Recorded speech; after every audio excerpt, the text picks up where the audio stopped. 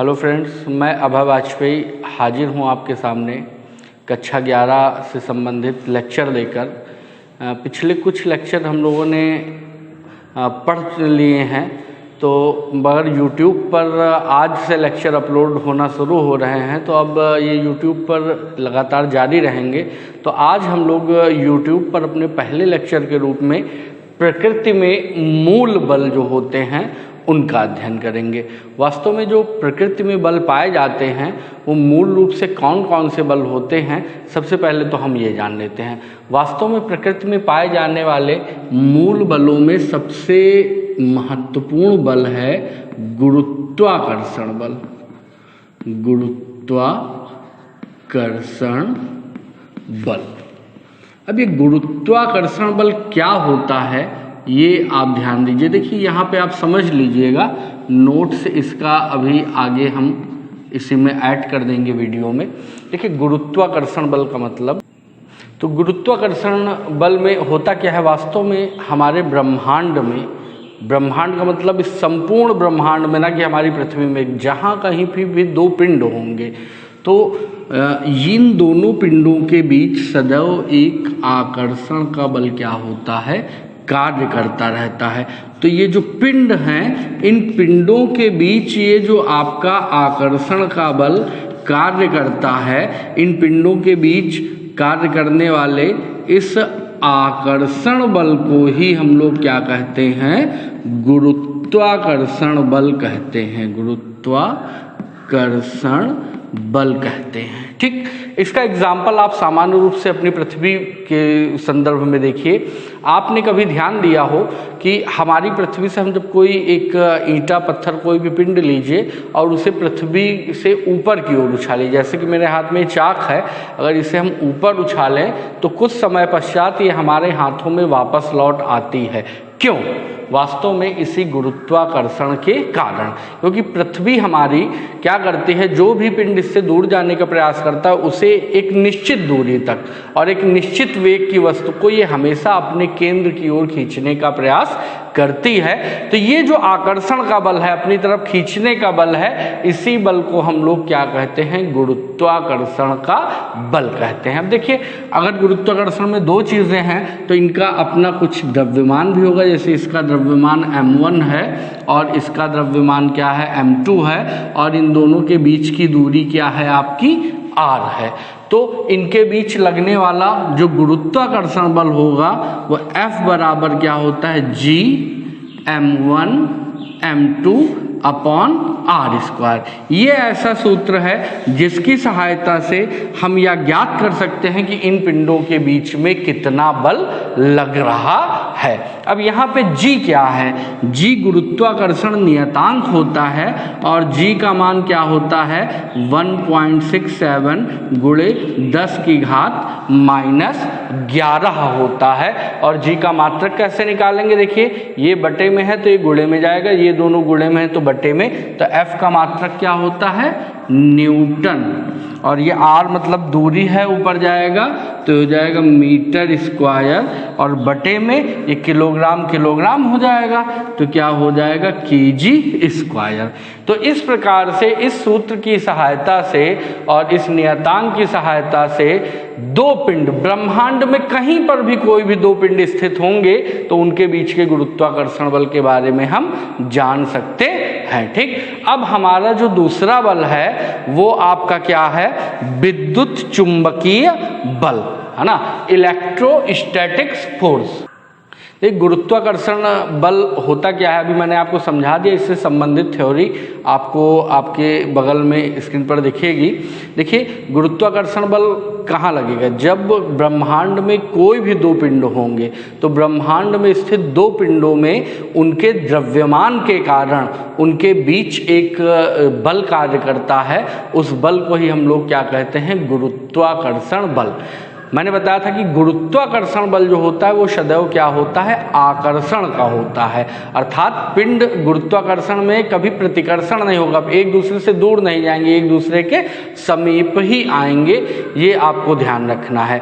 और तीसरी बात मैंने ये बताई थी कि ये एक सार्वत्रिक बल होता है, और यदि पहले का द्रव्यमान m1 दूसरे का द्रव्यमान m2 है तो गुरुत्वाकर्षण बल आपका F बराबर G m1 m2 और अपॉन में क्या होगा, आर स्क्वायर। तो ये थ्योरी आपको आपके बगल में मिल जाएगी। अब हम चलते हैं किस पर, वैद्युत चुंबकीय बल पर। वैद्युत चुंबकीय बल, इलेक्ट्रोस्टैटिक्स फोर्स। तो देखिए वैद्युत चुंबकीय बल आपका क्या है, देखिए अभी हमने बात किया दो पिंडों के बारे में। अगर वो पिंड आवेशित हो जाए, आवेशित मतलब एक पर धनावेश हो दूसरे पर ऋण आवेश हो, तो जब इस प्रकार की एक पर पॉजिटिव चार्ज हो और दूसरे पर क्या हो, निगेटिव चार्ज हो, तो इस प्रकार के पार्टिकल जब हमारे पास होते हैं तो उनके बीच में गुरुत्वाकर्षण बल कार्य नहीं करता, बल्कि उनके बीच में वैद्युत चुंबकीय बल कार्य करता है। तो बात यहाँ पे दो है, वैद्युत और चुंबकीय। तो वैद्युत बल का कार्य करेगा, चुंबकीय बल का कार्य करेगा, इस पर बात कर लेते हैं। देखिए जब ये आवेश आपके जो हैं, ये आवेश आपके स्थिर होंगे, तो स्थिर होने पर इनके चारों ओर एक वैद्युत बल क्या होता है, उत्पन्न होता है, या स्थिर होने पर इनके चारों ओर जिस प्रकार का बल पाया जाता है वो बल आपका क्या कहलाता है, वैद्युत बल कहलाता है। परंतु जब ये गतिमान होते, एक दूसरे से दूर जाते हैं, नजदीक जाते हैं, ऐसा कुछ करते हैं, इनमें गति होती है, तो गति होने पर इनके बीच में वैद्युत बल न लगकर क्या लगता है, चुंबकीय बल लगता है। और वैद्युत बल, चुंबकीय बल, जहाँ पे वैद्युत बल होता है वहाँ पे कुछ ना कुछ चुंबकीय बल, और जहाँ पे चुंबकीय बल होगा वहाँ पे कुछ ना कुछ वैद्युत बल आपका अवश्य होता है। इसके बारे में हम लोग डिटेल में आगे अगले लेक्चर्स में बात करेंगे। तो अब यहाँ पर आप ध्यान दे सकते हैं कि वैद्युत चुंबकीय बल, तो वैद्युत चुंबकीय बल वह बल है जो सदैव जो आवेशित कणों के मध्य लगता है। अब ये जो आपका वैद्युत चुंबकीय बल है वो आपका आकर्षण का भी हो सकता है और प्रतिकर्षण का भी हो सकता है। आकर्षण का कब होगा, जैसे एक पॉजिटिव है, सॉरी ये, और दूसरा क्या है, निगेटिव। तो पॉजिटिव निगेटिव है तो इनके बीच में बल कैसा होगा, आकर्षण का, मतलब ये दोनों एक दूसरे को अपनी ओर खींचेंगे, तो इनके बीच ये जो बल होगा वो कैसा होगा, आकर्षण का होगा। और जब ये दोनों क्या होंगे, सजातीय होंगे, मतलब ये भी पॉजिटिव ये भी पॉजिटिव, तो इनके बीच में जो बल होगा वो क्या होगा, आपका प्रतिकर्षण का होगा। अर्थात उस समय ये एक दूसरे को क्या करेंगे, प्रतिकर्षित करेंगे। तो देखिए यदि पहले पर आवेश Q1 है और दूसरे पर आवेश Q2 है और इनके बीच की दूरी क्या है, R है, तो इनके बीच में जो आपका वैद्युत बल लगेगा F वैद्युत, वो आपका किसके बराबर होता है, K Q1 Q2 और अपॉन में क्या होता है, आर स्क्वायर।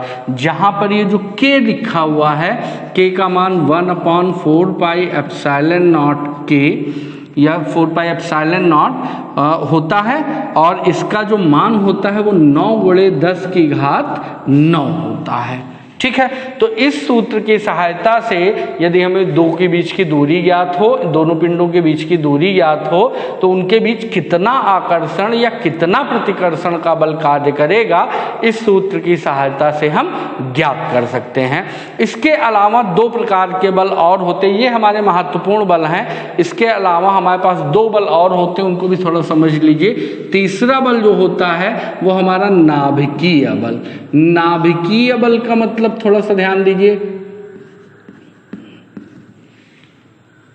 नाभिकीय बल, तो नाभिकीय बल में आपका क्या होगा, जैसे परमाणु होते हैं, परमाणु के अंदर एक नाभिक होता है, इस प्रकार से ये एक आपका नाभिक होता है, और नाभिक के चारों ओर क्या होती हैं, कक्षाएं, जिनमें इलेक्ट्रॉन आपके क्या करते हैं, चक्कर लगाते हैं। तो यहाँ पे ये नाभिक में धनावेश होने के कारण ये नाभिक इन इलेक्ट्रॉनों को अपनी ओर खींचता है, बांधे रखता है। तो इस प्रकार ये इलेक्ट्रॉन, प्रोटॉन और न्यूट्रॉनों के बीच में जो भी बल कार्य करता है वो आपका क्या कहलाता है, नाभिकीय बल कहलाता है। इसका भी डिटेल हम लोग आगे डिटेल में इसे पढ़ेंगे, तो फिलहाल अभी इतना ही कि नाभिकीय बल, और एक बल और होता है आपका, वो कहते हैं हमें उसे दुर्बल बल या क्षीण बल। चौथा जो बल होता है दुर्बल या क्षीण बल। दुर्बल या क्षीण बल का मतलब क्या है? ये बहुत ही छोटी मतलब जहाँ पे जो चीज़ें हमें नहीं दिखती हैं तो बहुत छोटी परास के बीच जो बल कार्य करता है उसे हम किस बल के नाम से जानते हैं? क्षीण बल के नाम से जानते हैं। तो इनकी थ्योरी आपको आपकी स्क्रीन पर दिख जाएगी। आज के लिए इतना ही, जल्द हाजिर होंगे अपने नेक्स्ट वीडियो के साथ, तब तक के लिए धन्यवाद।